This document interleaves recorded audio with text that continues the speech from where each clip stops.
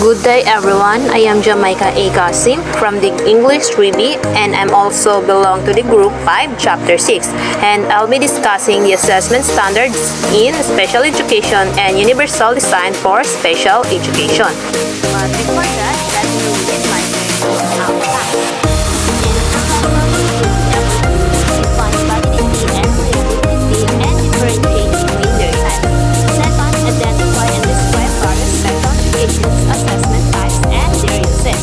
Third, explain the importance of appropriate normative groups and ethical assessment practices. And four, identify and explain the practical UDL applications in the classroom. Five, differentiate between UDL and differentiation. Six, articulate the benefits of UDL and identify strategies for implementing UDL in their teaching. So first, I'll be discussing the assessment standards in special education. For the introduction, start by highlighting the role of assessment in special education. Accurate assessment is crucial for identifying individual learning needs, planning effective intervention, and tracking progress. Emphasize the ethical and legal responsibilities involved in using valid and reliable assessment methods. Accurate assessment is vital in special education. It helps educators identify each student's needs, develop effective teaching strategies, and track their progress. Using fair and reliable assessment methods is crucial, as it's both ethically responsible and often legally mandatory. Normative groups explain the concept of normative groups, how comparing students' performance in groups with similar characteristics provide each group context to their course. Discuss the importance of using appropriate normative groups for accurate comparisons.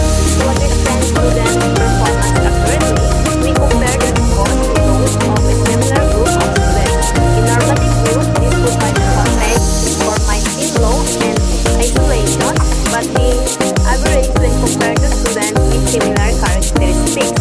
Example, age and subject type. Using the appropriate normative group is crucial for fair and accurate assessment.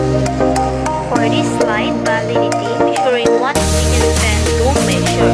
Validity means an assessment really measures what we supposed to. In special education, it is crucial for making accurate decisions about the student's needs and progress. There are different types. Content validity checks if and if the test covers the right material. Concurrent validity compares to other similar tests. Predictive validity sees if it accurately forecasts future performance. And fast validity simply asks if the test looks like it measures what it should. Reliability, consistent and stable results. Define reliability and explain why consistent results are crucial for making informed decisions. Describe different types of reliability. Test resist reliability, consistency of scores over time, inter-rater reliability, agreement between different assessors, internal consistency, consistency of items within the assessment itself. Reliability means an assessment produces consistent results. Consistent results are essential for making sound decisions about the student's abilities. Reliability is measured in several ways. Task-to-task reliability, consistent scores over time. Inter-rater reliability, agreement between different people scoring the task. And internal consistency, consistency of results within the task itself. Types of assessment in special education. Briefly discuss various assessment types used in special education, such as standardized test, curriculum-based assessment, portfolio assessment, and observational methods.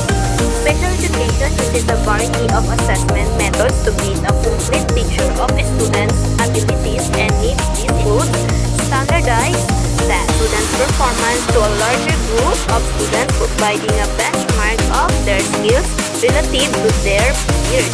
Second is the curriculum-based assessment. This measures student progress on specific skills and objectives taught within the curriculum. They are directly tied to what the student is learning in the classroom. Third, the portfolio assessment.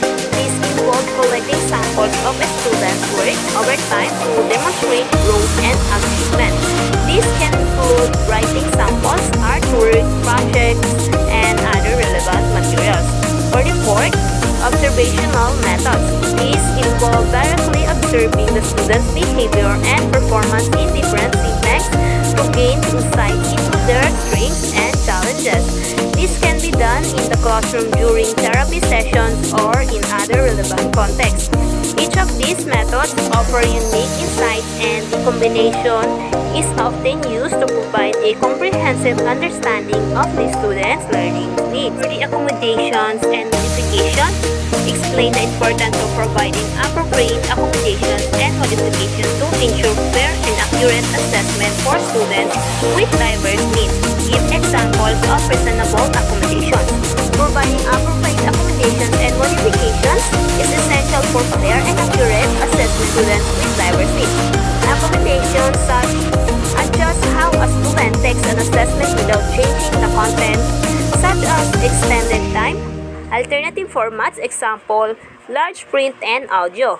Third, assistive technology, quieter testing environments, and lastly, the human readers or scribes. For the modifications, change what is assessed, including simplified instructions, second, reduced number of items, third, modified content, and lastly is the alternative assessment. These adjustments help ensure the assessment measures a students' knowledge and abilities rather than their challenges, promoting an equitable testing experience. Ethical considerations. Address ethical considerations in assessment such as cultural sensitivity, avoiding bias, maintaining confidentiality, and ensuring informed consent. Assessment must be culturally sensitive, unbiased, confidential, and conducted with informed parental consent. For data-based decision making, explain how assessment data informs instructional decisions, individualized education program or the IEP, development and progress monitoring. Assessment data drives instructional decisions, IEP development, and ongoing progress monitoring, ensuring effective and responsive special education services. For the conclusion for this topic, summarize the key concepts of assessment standard in special education, reiterate the importance of using valid and reliable assessments for equitable and effective educational practices. By emphasizing the importance of valid and reliable assessments in special education for equitable and effective educational practices, these assessments inform instructions, IEP development, and progress monitoring while upholding ethical considerations like cultural sensitivity and confidentiality. So now let's move to universal design for special education. So for introduction, number 1, universal design defined. It's the framework or designing products and environments accessible to all regardless of ability. Universal design is about creating environments, products, and systems that are accessible to everyone, no matter their abilities. In education, this means offering learning materials in various formats, text, audio, and visuals, so all students can engage whether they have a disability or not. The goal is to make things inclusive from the start, not after the fact. Number 2 is shifting focus. Emphasize adapting the curriculum to meet diverse needs rather than fixing students. The focus is no longer on fixing students who don't fit the typical mold. Instead, universal design encourages adapting the curriculum to meet the diverse needs of all students from the beginning. It means making learning flexible and accessible for everyone, without waiting for students to struggle or ask for accommodations. So we have the Marquez 7 principles of universal design. First, the equitable use works for everyone without spatial accommodations. 2. Flexibility in use adapts to different learning needs and styles. 3. Simple and intuitive, easy to understand and use. Number 4 is perceptible information. Info is clear and available in different formats. Number 5 is the tolerance for error. Minimizes mistakes and their impact. Number 6, the low physical effort doesn't require much physical strength. Number 7, size and space, accessible and comfortable for all users. UDL core principles. Number 1 is the multiple means of representations. Teach content using various formats so all students can access it. Number 2 is the multiple means of expressions. Let students choose how they show their understanding. Number 3 is the multiple means of engagements. Use different strategies to keep students motivated and interested. UDL in practice. Number 1, flexible grouping. Group students based on skill levels or interests. Organize students in different ways by skill, interest, or need to support learning. Number 2, assistive technology. Use tools like text-to-speech or voice-to-text for all students. Use tools like text-to-speech or voice-to-text to help all students access content. For number 3, Joyce Minus. Offer varied assessment to cater to individual preferences.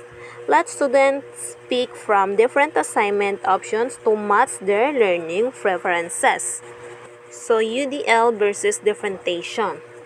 Pre-planning versus micro-planning. From the universal design involves planning in advance for a wide range of learners so everyone can access the material from the start. For differentiations means making specific adjustments during instructions for individual students as needed. For the student, choice versus teacher control. Universal design encourages student choice, giving learners options in how they engage with context and show understanding. For differentiation is more teacher-directed, where the teacher decides how to modify lessons for certain students. In short, UDL is proactive and flexible for all, while differentiation is reactive and tailored to individuals. So we have here the implementation strategies. Number 1 is the professional development, means provide training so educators understand and can apply UDL effectively. Number 2 is the collaboration, support teamwork between general and special educators to meet all learners' needs. And the number 3 is the start small. Begin with one UDL approach, then slowly add more to build confidence and consistency. So for our last slide, for benefits of UDL, we have 3. The first is the improve access, remove barriers for students with disabilities. UDL helps remove obstacles that students with disabilities might face when learning by providing multiple ways to access information like offering text, audio, or visuals. It ensures that everyone, regardless of their abilities, can understand and engage with the materials. This makes learning more accessible for all students. Number 2, we have the enhanced engagement, motivates learners by aligning content with their interests. When learning materials are designed to connect with students' interests and preferences, they're more motivated to participate and stay focused. UDL encourages using diverse formats and activities, which helps keep learners interested and actively involved in the lessons. For our last, equity for all, benefits all students by promoting exclusivity. UDL is about creating an inclusive learning environment that supports every student, not just those with disabilities. By considering different learning needs from the start, it helps ensure fair opportunities for success. This promotes equity, meaning all students have what they need to learn effectively. So that will be all for my topic. Thank you for listening. Again, I am Jamaica A. Qasim from the BSEd English Review from Group 5.